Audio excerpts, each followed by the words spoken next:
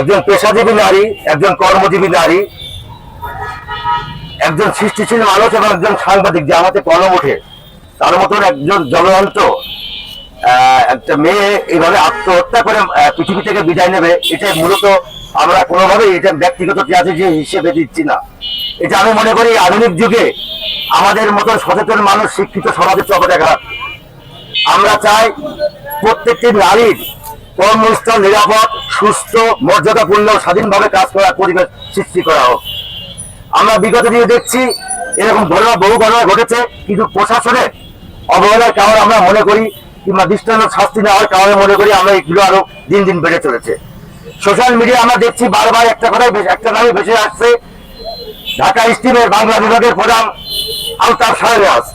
আমরা মনে করি এই আলতাফ শাহনেওয়াজকে খুব দ্রুত আইনের কাছে সমাপনকে তাদেরকে ইন্টারভিউ করা হোক, যে বিষয়টা কি, তদন্ত সুষ্ঠুভাবে করে সঠিক মানুষকে বিচার করা হোক, আমরা এই কামনাই করি। আমরা চাই আর শুধু সংগ্রামী জেদার মানুষ মেয়ে হলেই আমরা দাঁড়িয়েছি, কিন্তু তা নয়। প্রতিটি বাঙালির নারীর প্রতি সম্মান জানিয়েই আমরা দাঁড়াচ্ছি। প্রতিটি নারীর নিরাপদের সুরক্ষা যার অধিকার নেই, আমরা কিন্তু দাঁড়াচ্ছি এইভাবেই। শুধু আমরা এটাই শেষ নয়, এরকম আগামী দিনে এরকম কোনো ঘটনা ঘটলেও আমরা রাস্তায় থাকবো। ধন্যবাদ সবাইকে।